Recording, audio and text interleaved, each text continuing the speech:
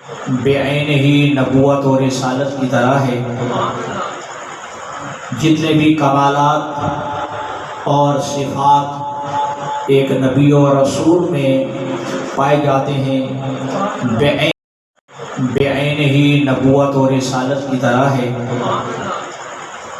جتنے بھی کمالات اور صفات ایک نبی اور رسول میں پائے جاتے ہیں، بعین ہی وہی کمالات، وہی صفات، وہی فضائل اللہ کی طرف سے امام و ولی میں بھی پائے جاتے ہیں۔ تو لہذا امامت و ولایت کے سلسلے کو ہم نبوت و رسالت سے جدا نہیں سمجھتے۔ بعین ہی وہ کمالات اور وہی صفات جو ایک نبی اور رسول میں پائے جاتے ہیں، بعین ہی امام میں بھی پائے جاتے ہیں۔ فرق یہ ہے عہدہ امامت و نبوت کا کہ امام بعین ہی نبی کی طرح ہوتا ہے لیکن نبی نہیں ہوتا۔ عہدہ رسالت و نبوت پہ فائز بس وہی ہوتا ہے جسے اللہ نبی و رسول بنا کے بھیجتا ہے، لیکن چونکہ ہمارے نبی تمام انبیاء سے افضل ہیں تو لہذا جو پیغمبر کے وصی ہیں، جو پیغمبر کے نائب ہیں، یہ پھر ان نبیوں سے بھی افضل ہیں، کیونکہ پیغمبر تمام انبیاء سے افضل ہیں تو نیابت کے ہوتے ہوئے، نائب ہوتے ہوئے، خلیفہ ہوتے ہوئے یہ ائمہ جو ہیں یہ بھی ہر اس سے افضل ہیں جس سے ہمارا نبی افضل ہے، جس سے ہمارا نبی افضل ہے اور ہمارے ائمہ بھی اس سے افضل ہیں۔ اور وہی کمالات جو انبیاء میں پائے جاتے ہیں، وہی کمالات جو پیغمبر گرامی پادر میں پائے جاتے ہیں، وہی کمالات مولا کائنات علی ابن ابی طالب سے لے کر ہادی مہدی تک بدرجہ اتم پائے جاتے ہیں۔ ہاں اگر میرا نبی جو ہے کائنات کا سب سے بڑا عالم ہے تو بعین ہی وہی علم جو نبی کے پاس ہے وہی ائمہ کے پاس ہے۔ اللہ یا رسول اللہ، یا دوسرے لفظ میں یوں سمجھیے کہ نظام ہدایت کا تسلسل ہوتا ہے نظام امامت و ولایت۔ نظام انبیاء اس لیے تشریف لائے نا کہ کائنات کو ہدایت کرنی ہے، تو لہذا آخری نبی پر ہمارا عقیدہ باب نبوت بند ہے، باب رسالت بند ہے، لیکن باب ہدایت بند نہیں ہوا ہے۔ پیغمبر کے بعد باب ہدایت بصورت امامت و ولایت جاری و ساری، ٹھیک ہے جی۔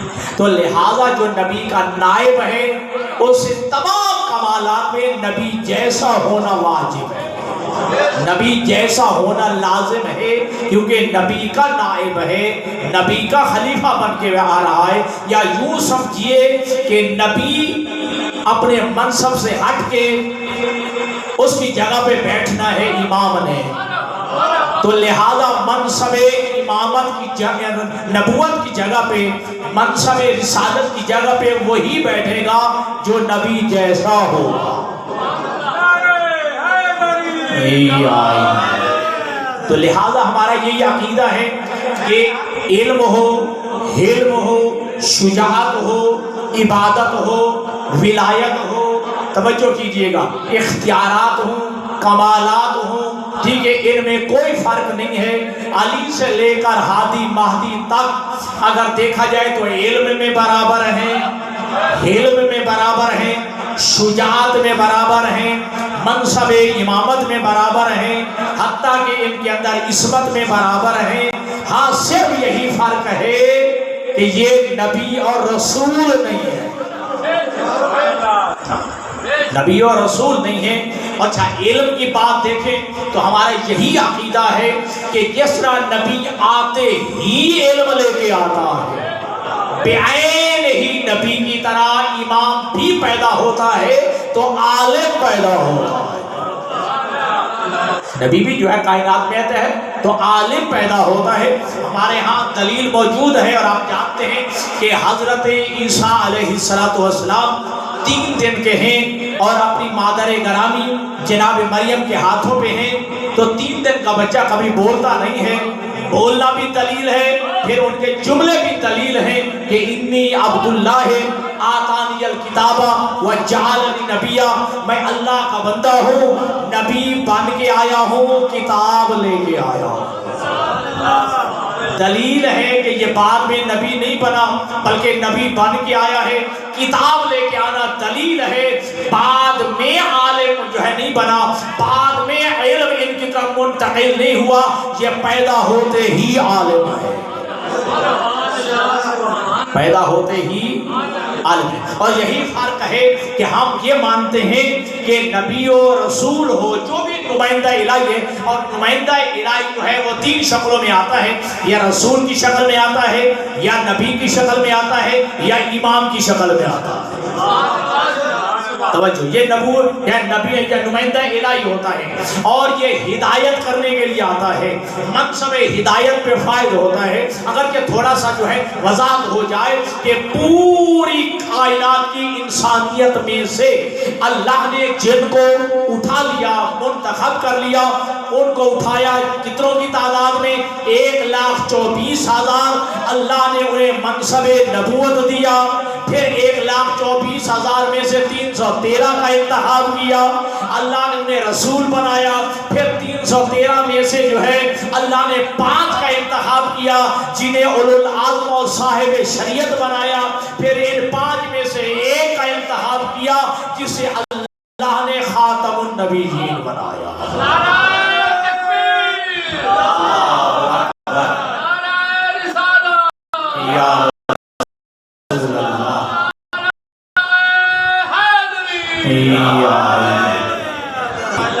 تو لہذا یہ تمام پوری انسانیت میں سے انتخاب ہوا 1,24,000 کا.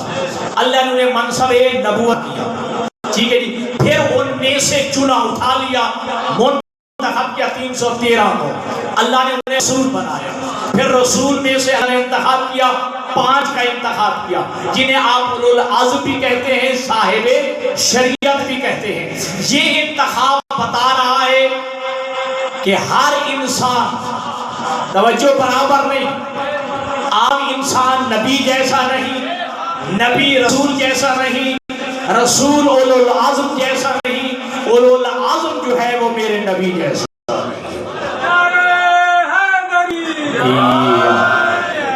تو لہذا منصب نبوت ہو, منصب رسالت ہو, یا منصب امامت ہو, اب جو اور اللہ نے یہ شرف بخشا ہمارے نبی کو, بھائی منور سے تمام جتنے سارے میرے نبی کو عطا کی. نبوت بھی عطا کر دی, رسالت بھی عطا کر دی, امامت و ولایت بھی عطا کر دی, ختم نبوت بھی عطا کر دی. اور کسی نبی کو اللہ نے معراج جیسی فضیلت عطا نہیں کی, وہ بھی عطا کی ہے تو ہمارے نبی کو عطا کی.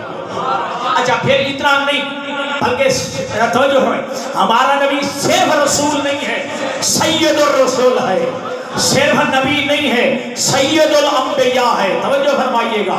اور منصب امامت پہ لے آئے تو ہمارا نبی صرف اکیلا امام نہیں ہے, خیر الامام ہے, خیر الائمہ ہے. ٹھیک ہے جی. تو امامت ہے, ولایت ہے, رسالت ہے, نبوت ہے, اولو العزمیت ہے, معراج ہے, اور قرآن جیسی عظیم کتاب ہے. شافع روز محشر ہے تو میرا نبی ہے. اگر جو ہے مالک جنت ہے تو میرا نبی ہے, اگر مالک کوثر ہے تو میرا نبی ہے. تو جب تمام کمالات کا مالک میرا نبی ہے تو جو اس کا نائب ہوگا اس جیسا ہوگا.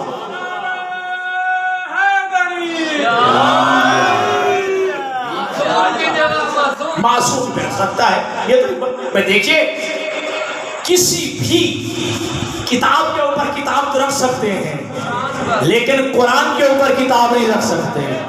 قرآن پہ کتاب نہیں رکھ سکتے. قرآن پہ کتاب, قرآن پہ قرآن ہی رکھا جائے. تو یہی وجہ ہے کہ کوئی بھی جملہ سمجھنا دوش رسول پہ سوار نہیں ہوا سوائے علی و حسنین کے.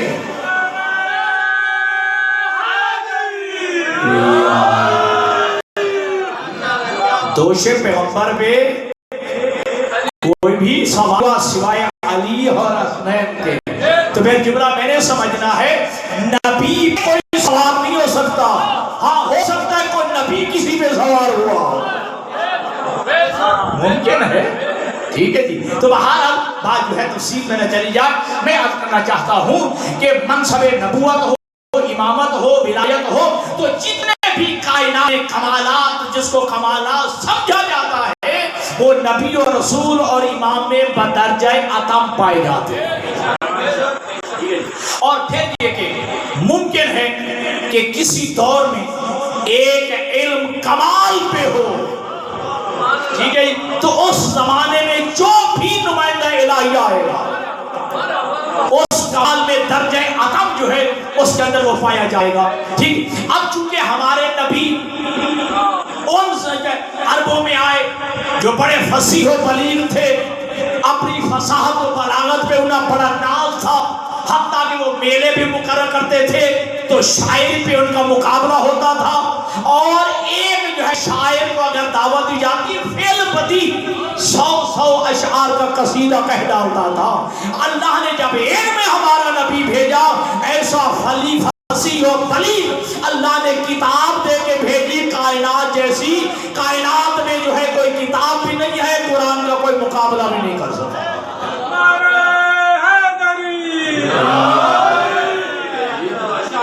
اور کہنے والوں نے کہا تھا نا کہ یہ اے مصطفیٰ تیرا اپنا کلام ہے, اللہ کا کلام نہیں ہے. پوری لمبی تفصیل ہے قرآن مجید میں, آیات موجود ہے کہ پورا قرآن مقابلے میں لے آؤ. ٹھیک ہے.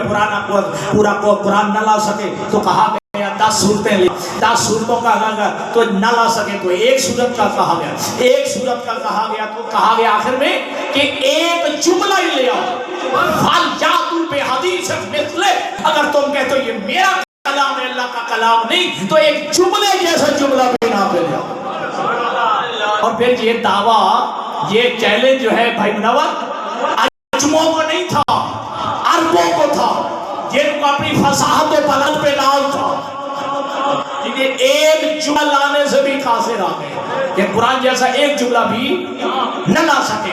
ٹھیک. اور اللہ کے حبیب نے جو ہے سورہ مبارکہ کوثر لکھ کے دہلی سے کعبہ پہ لٹکا دی. کہا کہ اگر تم کہتے ہو یہ میرا کلام ہے اس جیسی صورت بنا کے لیا. حالانکہ سب سے چھوٹا سورہ ہے, سورۃ کوثر جو ہے سب سے چھوٹا سورہ ہے, لیکن وہ کیا 40 دن یا 6 مہینے کی روایت ہے کہ دہلی سے کعبہ پہ ہے کہ یہ جو ہے سورہ جو ہے لٹکی رہی, کوئی مقابل میں نہ لا سکا. بالآخر جو ہے رات کی تاریکی میں اسی وزن پہ ایک بندے نے نیچے جملہ لکھا, رات کی تاریکی میں وزن کا پتہ نا اِنَّا أَعْطَيْنَاكَ الْكَوْثَرَ فَصَلِّ لِرَبِّكَ وَانْحَرْ إِنَّ شَانِئَكَ هُوَ الْأَبْتَرُ. نیچے لکھا ما ھذا کلام البشر. ٹھیک ہے. اسی وزن پہ ما ھذا کلام البشر. لگتا یہی ہے یہ کسی بشر کا کلام نہیں ہے. لہذا کوئی بھی کمال ایسا نہیں جو کسی نبی اور رسول اور امام میں نہ پایا جاتا. پہلا کمال ہے عالم ہونا. ایک لمحے کے لیے جو نبی علم کی منزل پہ عاجز آ جائے سب کچھ ہو سکتا ہے, مکتب تشیع میں وہ نمائندہ الہی نہیں ہو سکتا. مکتب الہی کے نزدیک وہ مکتب تشیع میں جو ہے وہ نمائندہ الہی نہیں ہو سکتا جو علم کی منزل پہ عاجز نظر آئے. پوری کائنات عاجز ہو وہ کسی منزل پہ نمائندہ الہی علم کی منزل پہ عاجز نظر نہ آئے. اور ہم یہی کہتے ہیں کہ چھوٹی کتاب سے لے کر بڑی کتاب تک کسی ضعیف سے ضعیف تر روایت میں کوئی ایک دکھا دیا جائے, کسی کتاب میں دکھا جائے کہ ہمارے ہاتھیوں میں سے کسی ہاتھی نے, ہمارے آئموں میں سے کسی ہمارے امام نے کسی خیر मासूम से इल्म हासिल किया।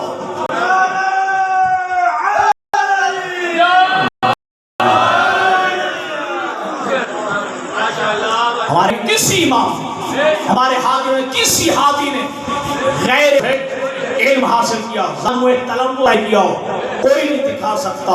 सारी कहने वालों ने 70 दफा कहा अली ना होते मैं हलाक हो गया होता, अली ना होते मैं हलाक हो गया होता, 70 दफा ये कहा। और एक साहिब ने ये कहा ला अबकानी अल्लाहु लिमज़लतिन लैसा लहा अबुल हसन, मेरी जिंदगी में अल्लाह करे वो मुश्किल ना आए, मैं उस मुश्किल वक्त जिंदा भी ना रहूं जब मुश्किल आए और बचाने वाला अली मौजूद ना हो।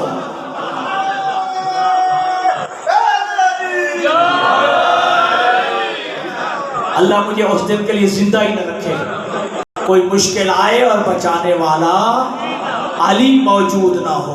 तवज्जो कीजिएगा दोस्तान गिरामी, हमने जो है उनको माना है जो अभी माँ की गोद में बैठ के लौह महफूज का मुतालिया करते हैं,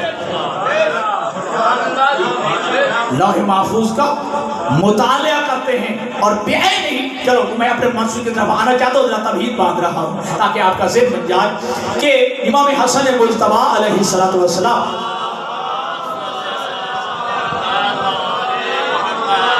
जी रिवायत में है कि जनाब ज़हरा की गोद में है, बार बार आसमान की तरफ देख रहे हैं। ठीक है, तो जनाब फ़िज़ा कहती हैं कि ए आकाज़ाती लगता है कि बच्चा बीमार है, इसका अंदाज बता रहा है। ठीक है, रिवायत के अल्फाज ये कि नहीं अली रसूल ज़ाती कहती हैं कि नहीं, बल्कि जो तालिउल लौहल महफूज़ा फी हिज्र उम्मे ही अपनी माँ की गोद में बैठ के लौह महफूज का मुतालिया कर रहा है।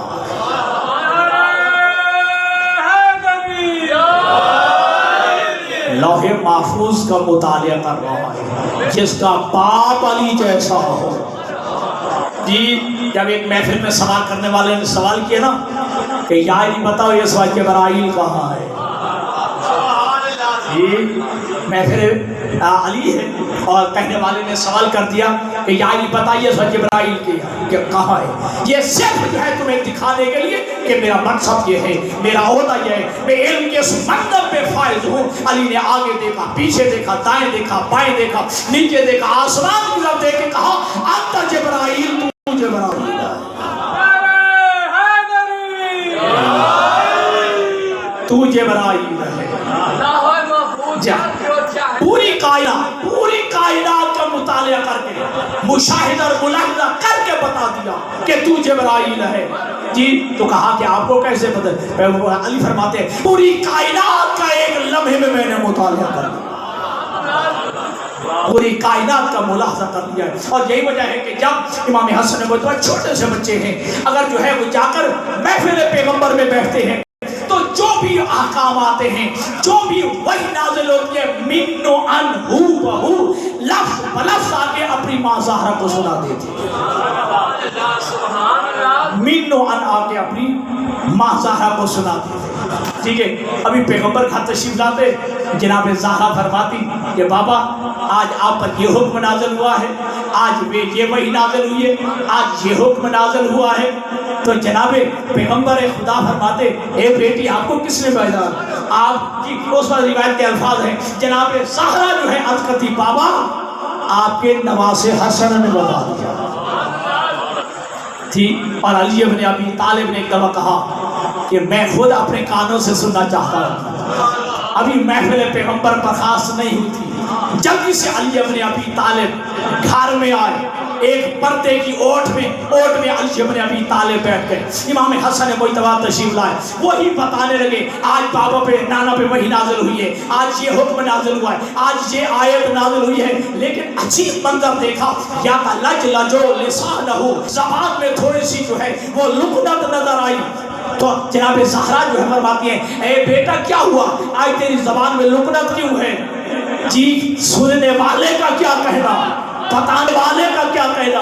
इमाम हसन मुज्तबा कहते हैं लअल्ला यरानी सय्यदी, मुझे लगता यही है मेरा बाबा अली सरदार मुझे देख रहा है।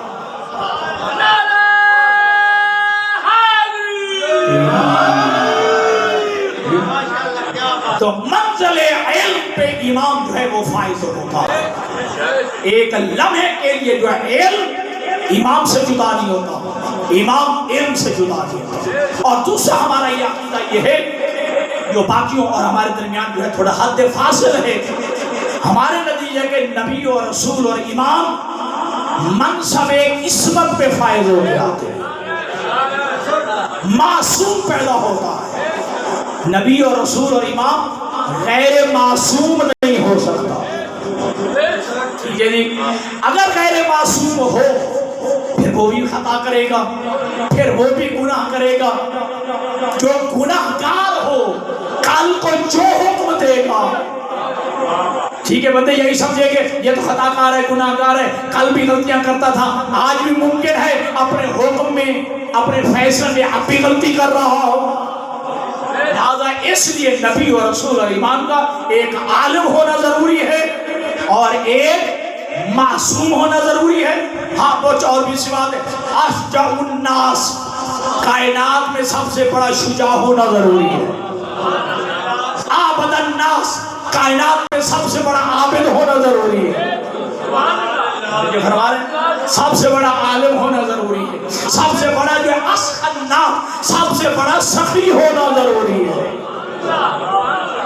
اور امام کی سخاوت کی منزل تو یہ ہے, اور آپ سنتے رہتے ہیں, اب تھوڑا رہ گیا, اب یاد تشریف لا گئے ہیں تو دیکھیے ایک منزل پہ تلوار ٹوٹ جاتی ہے.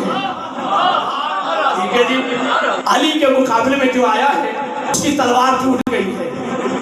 جب تلوار ٹوٹی تو کہا سنا ہے کہ یا علی تم سخی بڑے ہو. کہا کوئی شک ہے میری سخاوت میں, اگر تم سخی ہو تو اپنی تلوار مجھے دے دیجیے.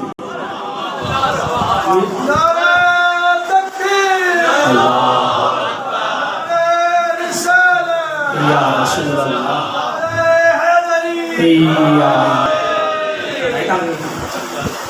اللہم صلی اللہ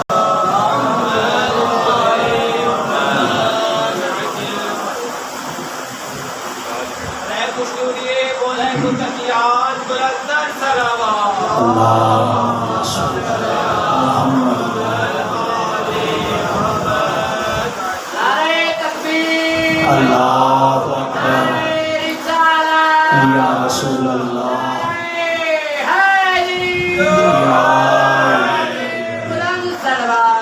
اللہم صلی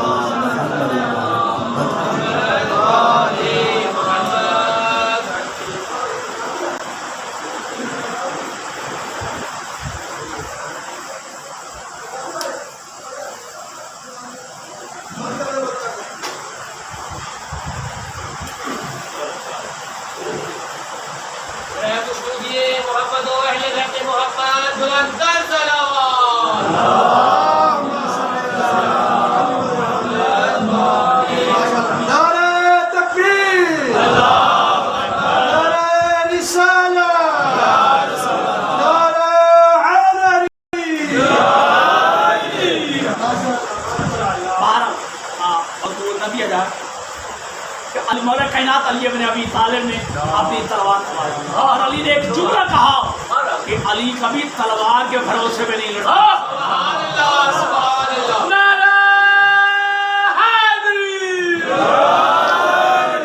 نہج البلاغہ میں بھائی منور ایک جملہ ہے کہ علی ابن ابی طالب نے, علی فرماتے ہیں کہ علی ابن ابی طالب نے نہ کبھی پوسٹ پہ زخم کھایا ہے, اور ایک جملہ عجیب جملہ جو ہے کہ پہلی دفعہ پڑھا اور عجیب لگا کہ علی ابن ابی طالب فرماتے ہیں کہ علی کی یہ صفت رہی ہے, علی نہ بھاگا ہے نہ بھاگنے والے کا پیچھا کیا. علی نہ میدان جنگ سے بھاگا ہے اور نہ ہی بھاگنے والے کا علی نے پیچھا کیا ہے. اور کبھی علی ابن ابی طالب نے اپنی پشت پہ زخم نہیں کھایا ہے. کیوں؟ علی کبھی بھاگا نہیں ہے, علی نے جو ہے کبھی پوسٹ نہیں دکھائی ہے. تو بہرحال علی ابن ابی طالب کبھی تلوار کے سہارے پہ نہیں لڑتا ہے. تو علی میں جو قوت ہے وہ قوت جسمانی نہیں ہے. اگر آپ کو یاد ہو علی ابن ابی طالب نے جب باب خیبر کو اکھاڑا تھا تو ایک جملہ کہا تھا, واللہ ما قلعت باب خیبر بقوت جسمانیت بل بقوت ربانیت، جو میں نے دروازے خیبر کو اکھاڑا ہے یہ جسمانی قوت سے نہیں، قوت رحمانی سے اکھاڑا ہے۔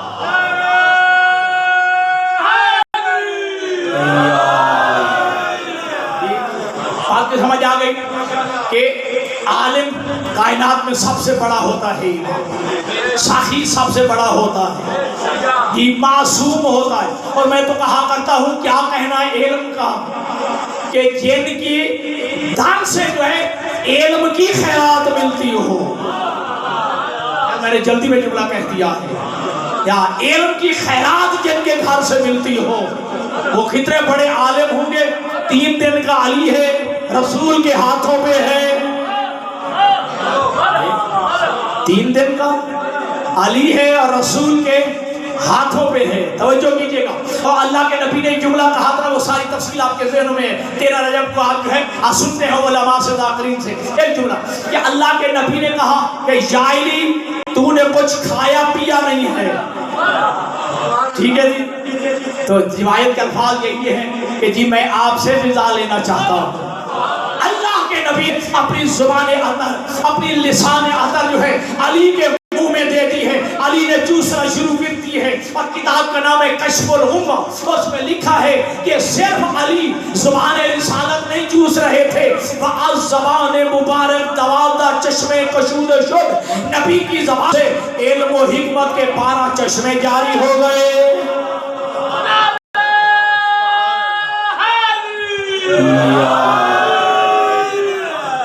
کہ پیغمبر کی زبان سے علم و حکمت کے 12 چشمے جاری ہو، جو علی سیراب ہو رہے تھے، ٹھیک ہے جی، جو علی جو ہے سیراب ہو رہے تھے۔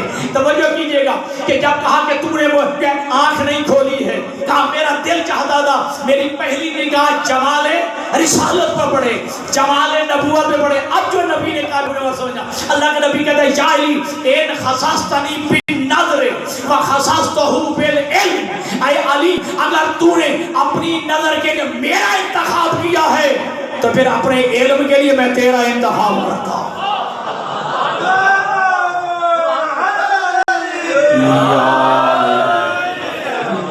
لعاب دہن پیغمبر چوسا ہے علی نے۔ میں ایک جملہ کہتا ہوں، جس کے لعاب دہن سے علی جیسے کو علم ملتا ہو اس نبی کو ہزیاں کیسے ہو سکتا ہے؟ اس نبی کو ہزیاں کیسے ہو سکتا ہے؟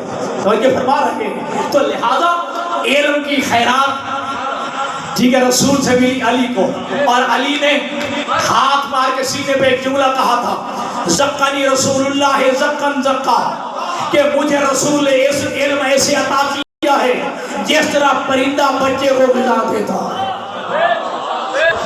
پیغمبر نے مجھے علم ایسے عطا کیا ہے جس طرح پرندہ بچے کو غذا دیتا ہے۔ آپ بھی اتحاد کے رہنے والے، میں بھی اتحاد کے رہنے والا، دیکھتے ہیں کہ پرندہ جب کوئی گندم کا دانہ، کوئی جو کا دانہ یا جو ہے چاول کا دانہ اٹھاتا ہے، بعین جیسے لیتا ہے، اپنے بچے کے منہ میں منتقل کر دیتا ہے، نہ کمی کرتا ہے نہ زیادتی کرتا ہے۔ گویا علی بتا رہے ہیں کہ جیسے رسول نے اللہ سے لیا،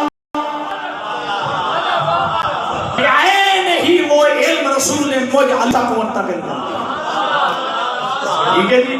اچھا دنیا کے لوگ اپنے اپنے کمالات بیان کرتے ہیں، لیکن یہ کمال بھی رسول کی طرف منسوب کیا۔ کیا کہا؟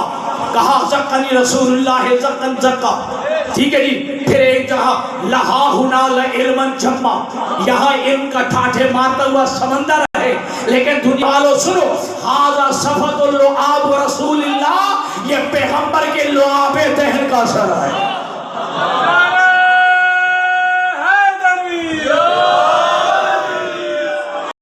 یہ لعاب دہن پیغمبر کا، ٹھیک ہے جی۔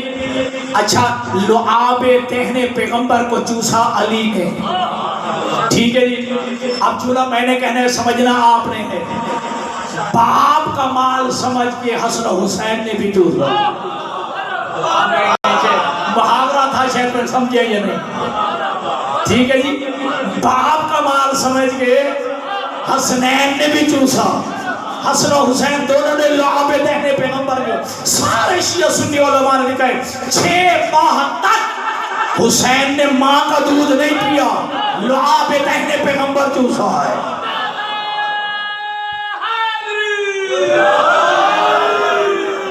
تو یہ وہ گھرانہ ہے جس علم کی خیرات تقسیم ہوتی ہے۔ حضرت امام علی نقی علیہ السلام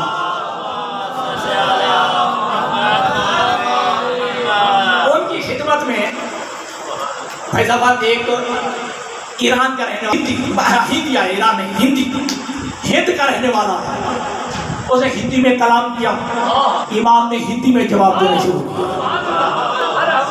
ٹھیک ہے جی، آپ کے صحابی بھی ہیں، آپ کے رشتہ دار بھی ہیں، حضرت ابو ہاشم جعفری، حضرت جعفر طیار کی اولاد میں سے، موٹا صاحب حضرت جعفر طیار کی اولاد میں سے۔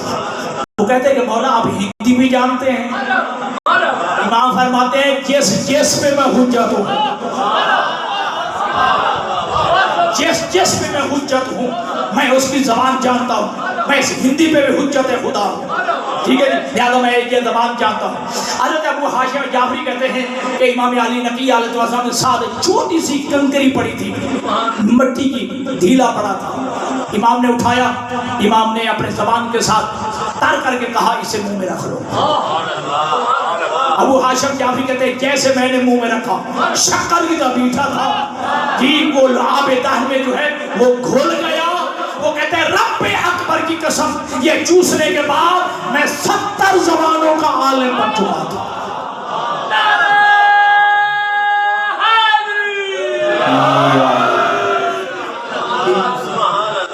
میں 70 زبانوں کا عالم بن چکا تھا، اور یہی سلسلہ چلا ہے۔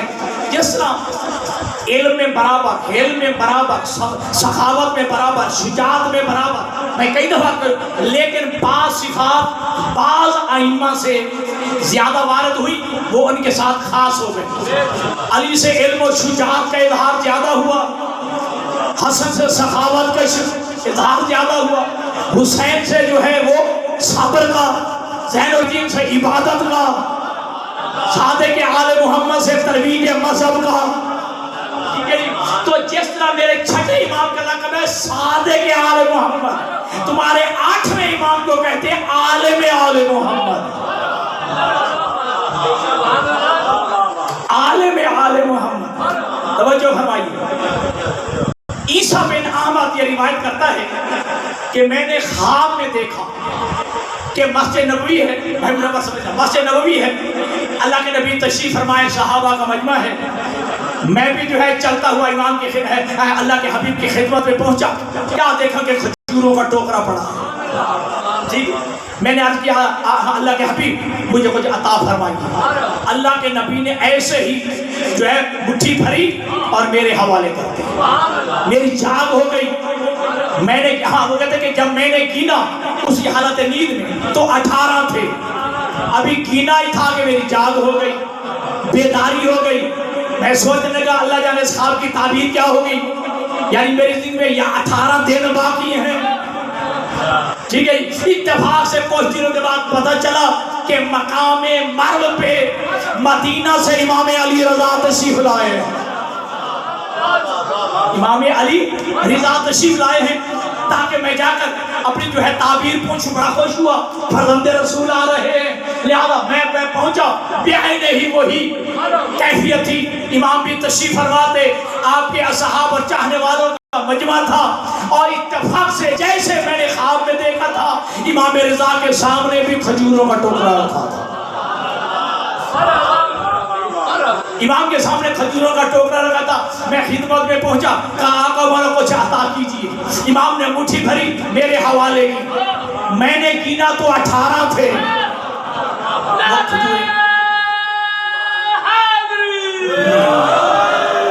وہ کھجورے اور خرمے گنے تو 18 تھے۔ میں نے کہا مولا کچھ اور دیجیے، مولا کچھ اور دیجیے۔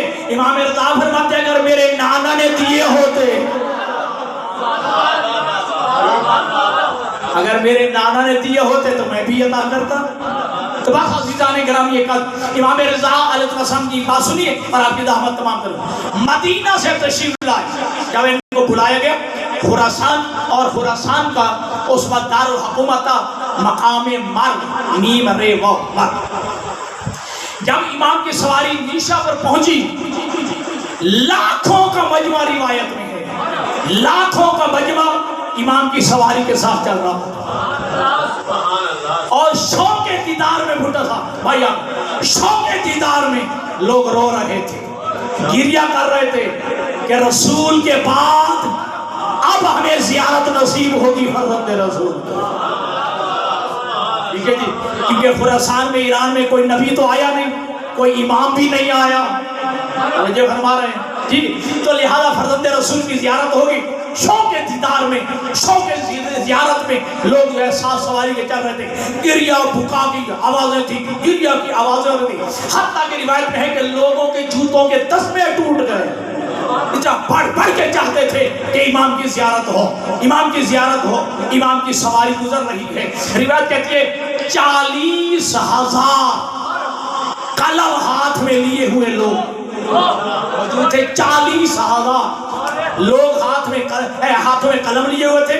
اور جو الگ الگ تھے وہ جو جماعت تھی، باقاعدہ جماعت موجود تھی، ہاتھ میں جو ہے قلم دوان تھا اور تقاضا کر رہے تھے اے فرزند رسول اپنے نانا کی کوئی حدیث سنائیے، اے فرزند رسول اپنے نانا کی کوئی حدیث سنائیے. امام نے جو ہے محمل میں سے پردہ ہٹایا، امام کی جو ہے زیارت بھی کی لوگوں نے، مرحبا کی آوازیں آ رہی ہیں. تو امام نے ایک جملہ کہا، سنو جو میں کہہ رہا ہوں، جو میں کہنے والا سمیت و ابی موسیٰ بن جعفر، یہ میں نے اپنے بابا موسیٰ جعفر سے سنا ہے. وہ ابی اور میرے بابا کہتے تھے کہ سمیت و ابی جعفر ابن محمد، میں نے اپنے بابا جعفر ابن محمد سے سنا ہے. وہ کہتے تھے سمیت و ابی محمد ابن علی، میں نے اپنے بابا حضرت امام محمد باقر سے سنا ہے. محمد باقر فرماتے سمیت و ابی علی ابن الحسین، علی ابن حسین، علی ابن عرفان کہتے ہیں میں نے اپنے جو ہے اپنے والد جناب امام حسین سے سنا ہے. امام حسین فرماتے ہیں میں نے اپنے بابا علی ابن ابی طالب سے سنا ہے. علی ابن ابی طالب فرماتے ہیں میں نے پیغمبر خدا سے سنا ہے. اور پیغمبر فرماتے تھے میں نے جبرائیل سے سنا ہے. جبرائیل کہتے ہیں میں نے اللہ سے سنا ہے. یقول اللہ، اللہ فرماتا ہے کہ لا الہ الا اللہ حسنی فمن دخل حسنی آمن من عذابی. لا الہ الا اللہ میرا قلعہ ہے، جو میرے قلعے میں داخل ہو گیا وہ میرے امان سے عذاب سے بچ گیا. لا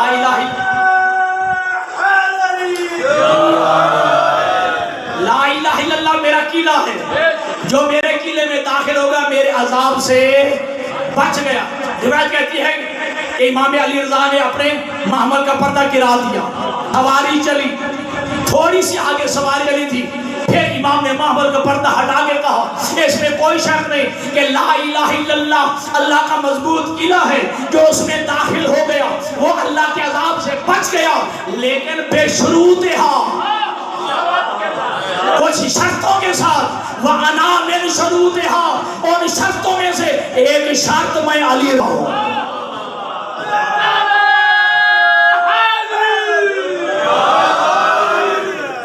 ان شرطوں میں سے ایک شرط میں علی رضا ہوں. میری امامت، میری ولایت، میری مودت، میری محبت واجب ہے. کوئی شک نہیں لا الہ الا اللہ اللہ کا مضبوط قلعہ ہے، لیکن وہی عذاب خدا سے بچے گا جو ہماری ولایت کا قائل ہے، ہماری مودت و محبت کا قائل ہے. جی اچھا، روایت کا الفاظ یہ ہے کہ اس میں اچھا یہ واحد حدیث ہے بٹا صاحب جس میں ایک راوی بھی غیر معصوم نہیں ہے. آپ جملہ سمجھا یا نہیں؟ یہ واحد روایت ہے کہ جس میں ایک راوی بھی غیر معصوم نہیں ہے. اور امام احمد ابن حنبل، میری بات نکال دو، امام احمد ابن حنبل کہتے ہیں کہ جو بندہ، اور اس حدیث کو کیا کہتے ہیں؟ سلسلہ ذہبیہ، سلسلہ ذہبیہ. ذہب کہتے ہیں عربی میں سونے کو، یہ ذہب کہتے ہیں سونے کو. سلسلہ، جیسا کہ کڑی پہلی ہوتی ہے، کڑی کی دو کڑی ہوتی جو آپس میں جڑتی ہیں، عربی میں اس کڑی کو سلسلہ، کئی کڑیاں مل جائے اس کو کہتے ہیں سلاسل، ٹھیک ہے جی، سلسلہ ذہبیہ، سونے کی کڑیاں،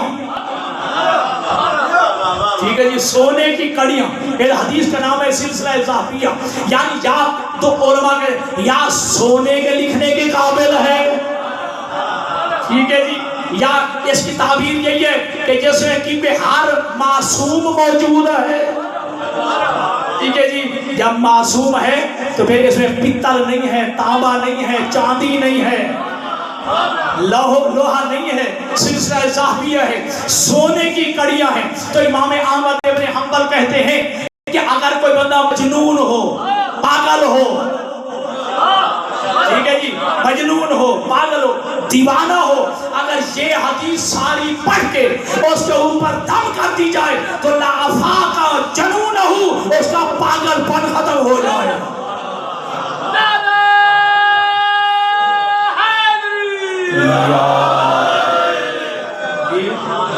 اس کا پاگل پن، ٹھیک ہے جی، اس کی دماغ کی کیفیت جو خراب ہو جائے ہوئی ہے وہ ٹھیک ہو جائے گی، دماغ ٹھیک ہو جائے گا، یہ ناموں کی برکت ہے، میں نے توجہ نہیں فرمایا، یہ ناموں کی برکت سے کسی پاگل بندے کا پاگل پن دور ہو جائے، کسی مجنون کا جنون دور ہو جائے، یہ ناموں کی برکت ہے۔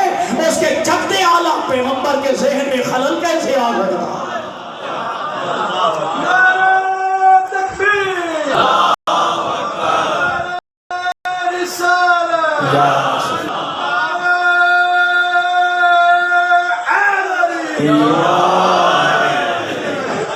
جیڑے بندے ہون میلاد سنانا ہے انہوں تو میں میلاد پورا سنانا تھا، صلوات پڑھیں محمد والے محمد،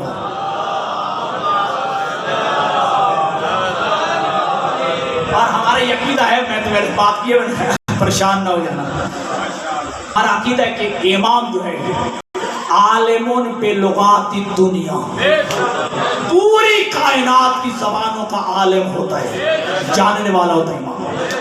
امام رضا علیہ السلام پر تشریف فرما ہے، ایک چڑیا چیختی چلاتی ہی پر پھیلاتی ہوئی آئی امام کے کانوں کے ساتھ لگی، کچھ دیر کے بعد واپس چلی گئی۔ امام جو ہے وہ پوچھتے ہیں کہ آقا مولا یہ چڑیا آئی ہے اور آپ کے کانوں کے ساتھ لگی اور واپس چلے گئی، کہا کہ یہ چڑیا کہہ رہی تھی کہ آقا مولا میرا جو گھونسلہ ہے اس میں میرے بچے ہیں اور ایک سانپ کھانے کے لیے آ رہا ہے،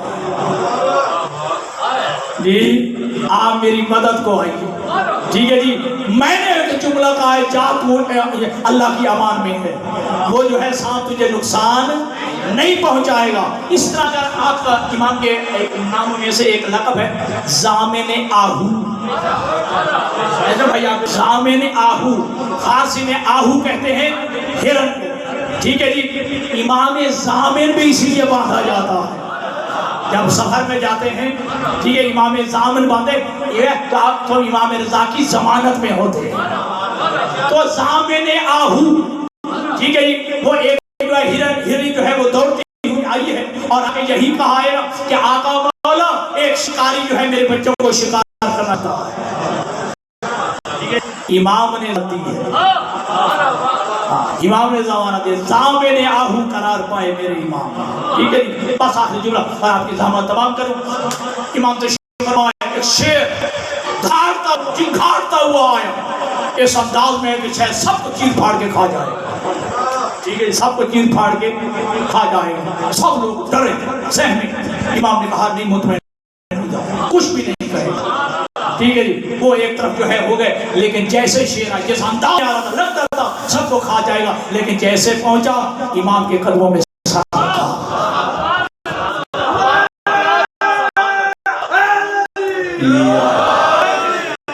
امام کے قدموں میں تھا اور امام کے قدموں کا بوسہ لے توجہ، ٹھیک ہے جی، اور اپنی ذات میں کچھ کہا، امام نے جو کے لیے ہاتھ اٹھائے واپس چلا گیا، توجہ واپس چلا گیا۔ پوچھنے والوں نے پوچھا، اصحاب امام رضا نے پوچھا کہ مولا یہ کیا کہہ رہا تھا، کیسے آیا تھا؟ کہا یہ کہہ رہا ہے کہ میری بیوی کو درد ذہن ہے۔ یہ بچے کی ولادت کے وقت جی جو درد ذہن کہتے ہیں، میری جو ہے بیوی اس عالم میں ہے، دعا کیجئے، لہذا میں حجت خدا ہوں، میں نے دعا کی ہے، اس کی مشکل حل ہو گئی، اس کی مشکل آسان ہو گئی ہے۔ یہ واقعہ امام موسیٰ کاظم کا بھی ملتا ہے، یہی واقعہ امام علی رضا کا بھی ملتا ہے کہ مامون نے کہا اگر تم حجت خدا ہو تو سامنے قالین پہ جو شیر کی تصویر بنی ہے، جو قالین پہ شیر کی تصویر بنی ہے، یہ شیر بن جائے۔ روایت کا الفاظ ہے کہ امام نے کہا، ایک روایت میں کہ نہیں، امام نے بس اشارہ کیا، کون اصدر شیر بن جا، شیر ہو جا۔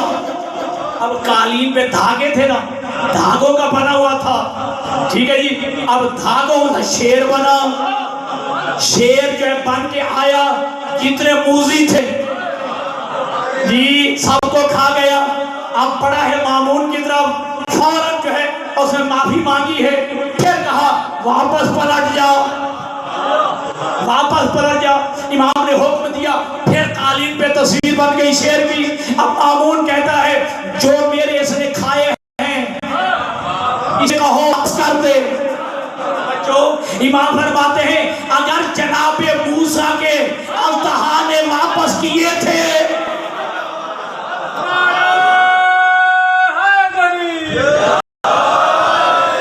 اگر اس نے واپس کیے تھے تو یہ بھی واپس کر دے گا۔ دعائے کہ خدا بند متعال ہمیں صحیح معنی میں سیرت امام پہ عمل پیرا ہونے کی توفیق عطا فرمائے۔ فضائل ائمہ بالخصوص چونکہ آج جشن کا میلاد تھا امام کا، اللہ تبارک و تعالیٰ امام کے صدقے میں ہمیں امام کی زیارت نصیب فرمائے۔ اور اللہ کے حبیب کا جملہ ہے کہ جو طوس میں جا کر میرے غریب الغربا میرے بیٹے کی زیارت کرے گا واجبت لہ الجنہ، اس پہ جنت واجب ہے۔ تو اللہ میں زیارت امام نصیب فرمائے۔ وآخر دعوانا الحمدللہ رب العالمین۔ اب آپ کے سامنے آپ کی جانی پہچانی شخصیت، آپ ان کے چہرے سے آشنا اور کئی دفعہ ہمارے ہاں تشریف لا چکے ہیں، برادر معظم مد اہل بیت جناب عابد حسین بھٹا صاحب، وہ تشریف لاتے ہیں بلا تاخیر و توقف، اور حوصلہ افزائی بھی کیجیے، جشن کا ماحول بنائیے، مل کے نعرہ تکبیر، نعرہ دیگر، نعرہ تکبیر۔